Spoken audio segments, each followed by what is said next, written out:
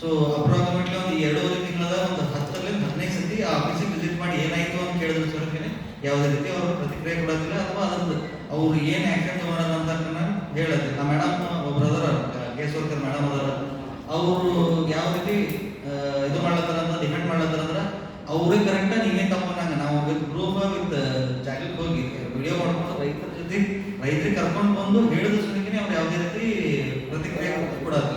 So ಆ ಕಾರಣಕ್ಕೋಸ್ಕರ ಇವತ್ತು ನಾವು ಪತ್ರಿಕಾ ಭವನದಲ್ಲಿ ಈ ಒಂದು ಪ್ರೆಸ್ ಮೀಟ್ ಇಟ್ಕೋಬೇಕಾಗಿ ಅನಿವಾರ್ಯತೆ ಬಂದು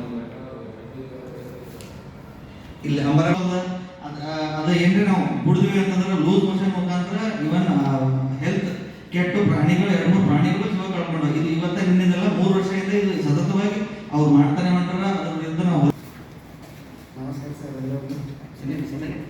ನಮಸ್ಕಾರ ಸರ್ ಎಲ್ಲರಿಗೆ. ಫ್ಯಾಕ್ಟ್ರಿ ಬಾತ್ರೂಮ್ ನಮ್ಮ ಮಗ ಇದ್ದಾರೆ.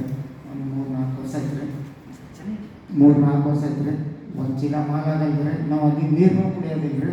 ನಾವು ನೀರು ಒಯ್ಬೇಕಂದ್ರೆ 1 ಕೊಡ 2 ಕೊಡ ಎತ್ತಿನ ಬಂಡಿ ಒಳಗೆ ಕಟ್ಕೊಂಡು ಹೋಗ್ತೇವೆ ರೀ ನೀರು ಕುಡಿಲಿಕ್ಕೆ. ನಮ್ಮ ದನ ಕರುಗಳಿಗೆ ಅಲ್ಲಿ ನೀರು ಕುಡ್ಸಲ್ರಿ. ಮನ್ಯಾಗ ಕುಡ್ಸ್ಕೊಂಡು ಹೋದವಪ್ಪ ಅಂದ್ರೆ ಭೀ ಮತ್ತೆ ಮನೆಗೆ ಬಂದು ನೀರು ಕುಡಿಸ್ತೇವೆ. ಮೊದಲು ಒಂದೊಂದು ಊರಿಗೆ ಸತ್ತದ್ರಿ. ಅಲ್ಲಿ ನೀರು ಕುಡಿಸಿದ್ರೆ ಕುಡ್ದ್ರೆ ನಾವೇ ಕಟ್ಟಿದ್ದೀವಿ ಪರ್ವ ಬಿಚ್ಚ ಹೋಗಿ ನೀರು ಕುಡದೆ ಸತ್ತು ಹೋಗಿದ್ರೆ